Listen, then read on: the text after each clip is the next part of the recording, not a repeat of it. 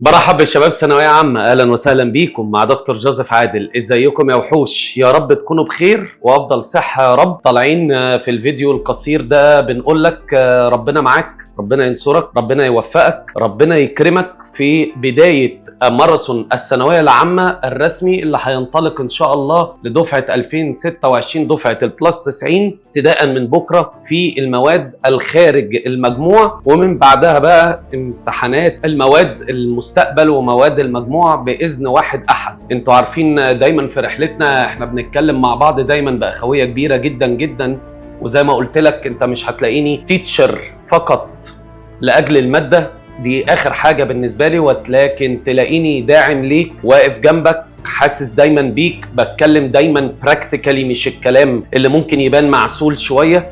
فاحنا مقدرين قد ايه انت دلوقتي ممكن في توتر او لسه بقى بتحاول تفهم. هو ده بقى المدفن اللي بيعدوه بقى لهم قد كده، دي ما طلعتش انتخابات، دي لجان الثانويه العامه. فكل الدعم وكل الصلوات وكل الدعوات مرفوعه امام الله لاجلك ولاجلك ولاجل طبعا اولياء امورنا الاجلاء اللي طبعا ربنا يكون في عونهم وفي اعصابهم. خليكم واثقين من ولادكم، خليكم داعمين ليهم مهما كان التقصير، مش وقت اي مناوشات او تأنيب ضمير. العيال دلوقتي محتاجه لاي كلمه تدعمهم وتوقفهم على رجليهم. مهما ابن حضرتك بيبان ان هو قوي وشديد وعنتيل، هو من جواه طفل، هو من جواه مرعوب. بنوته الشديده الكاركتر والكلام ده هي من جواها عايزه تعيط 24 ساعه. لكن زي ما عودناكم احنا وحوش اسود لا نهاب احد الا الله، هنهين الكل بما يرضي الله بالعلم بالشغل بالدرجات. جه الوقت لتنفيذ هذا السلوجان اللي الكل بيشهد بيه في دفعة 2026. عايزك بكرة تعمل بقى تجاربك كلها، تتعود على الصحيان بدري، تتعود على جو اللجنة، تشوف بقى البابل شيت فعلا الرسمية، مش امتحانات جوزيف عادل او اجلاء اخرين بقى اشقلب واجري. بياناتك، كتابتك، تشوف كم مرة بقى هيفضلوا يمضوك لانك انت راجل مهم في الدولة وكأنك راجل دولة كمثلنا يعني. لا، كل ده بقى تختبره في المواد الخارج المجموعة. بص، ظبط دنيتك على الاخر، داخل بهدوء ان كده وكده ان شاء الله ان شاء الله يعني هتعدي منها باريحية. بس ايه، ما تطلقص، اوعى. انت فاهم ان المواد دي لا هي خارج المجموعة بس ليها درجات نجاح، فاحنا مش عايزين سيناريو 2025 ده العيال صهينت شالوا زوفة، فبلاش دي. تمام؟ تختبر بقى مكانك، لجنتك، قعدتك، مدرستك، مواصلاتك بتاخد وقت قد ايه، الورق بيتوزع ازاي، ايه التعليمات اللي تركز فيها جدا جدا اثناء استلامك للبابل شيت وكراسة الاسئلة. ضروري تختبر كل شيء يا ابني، الله يبارك لك، هيديك ثقة غير عادية في الامتحانات الرسمية الوزارية للمواد اللي داخل المجموعة اللي تنطلق في مادة العربي. ثم احنا باذن الله في مقدمه العلم كما استجاب لي الله في احد الدعوات جوه الحصص بتاعه دفعه 26. تفرم الدنيا وتعرف راسك من رجليك يا حبيب قلبي، وتسمع التعليمات، تختبر وتتدرب. ان الناس طبعا مشكورين، المراقبين مع رئيس الدور دايما هتلاقيهم بيقولوا لك تعليمات كل شويه، وناقص 10 دقائق وناقص ربع ساعه، حط نفسك تحت البريشر ده. والحمد لله انت من جواك فاهم مواد خارج المجموع، اكون هيأت نفسي بيحصل ايه بالظبط. لان مع المواد اللي داخل المجموعه يا حبايب قلبي لا مفيش دقيقه بتضيع، انت مش هتضيع دقيقه يعني. ففرصه حلوه انك تجرب كل شيء يا ابني.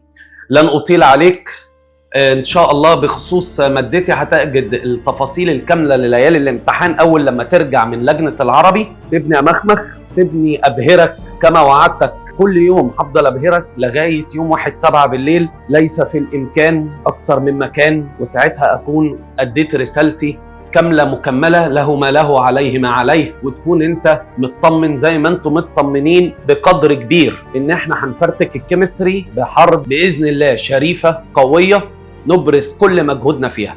فلما ترجع من لجنه العربي هتلاقي الفيديو بتواريخك بجدولك، وبنطمن الناس كل حاجه يوتيوب.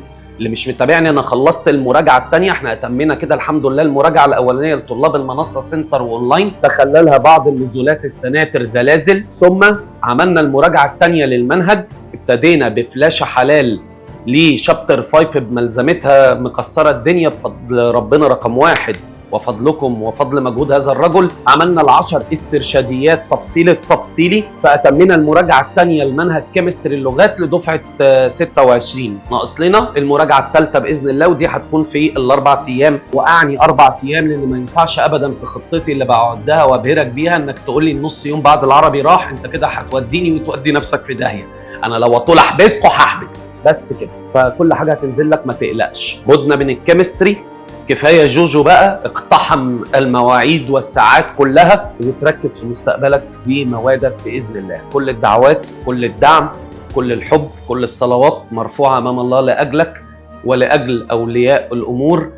هتعدي، والناجح يا حبيب قلبي لازم يعدي باختبارات قاسيه علشان يحس بطعم نجاحه. انك لو الدنيا ماشيه بيس مفيش اي داونز، اعرف ان انت اصلا مش متشاف، انت ما عملتش شيء مبهر، فلا تستحق الحديث عليك بالايجاب او بالسلب. فانت بني ادم وانت بني ادمه ناجحه، ربنا بيحبك، واقف جنبنا، هيعوض كل من استحق عوض لا يدركه عقل بشر. وكمان اللي نيته عمال يحسن، الله ليس بظالم لكي يظلم احدا. واثقين في خطه ربنا، وسلمنا بقى أمورنا كاملة الآن في يد الله فقط، لأن لا يوجد إنسان على الأرض يستطيع أن يفعل أي شيء. فربنا معاكم ويقويكم يا رب، وألقاكم على خير في ليالي الامتحان بالخطة وبشغل هيبهرك ومحدش هيتوقعني. ربنا معاكم ويقويكم، ودايما اطمن عليكم، وهتلاقوني معاكم بطمن عليكم من فتره لاخرى. وطبعا قبل الماده الاساسيه عربي تقريبا هطلع بقى افضل اجيب مناديل وامسح دمعه. ان شاء الله هتعدي، وفرح نفسك، خلاص المشوار بينتهي، خلاص هتستعيد ادميتك، خلاص هتعيش حياه بني ادمين وتستعيد الانسانيه اللي راحت. كل الحاجات دي تديك موتيفيشن ان الحياه قادمه، وشوية الضغط المرعب هيبدأ يزول واحدة واحدة وانس انك تقتحم اللجان الامتحانية. ربنا يقويكم وينصركم ويفرحكم ويكبر بخاطركم يا رب. خلص الكلام، مسك الختام، يلا سلام، باي باي.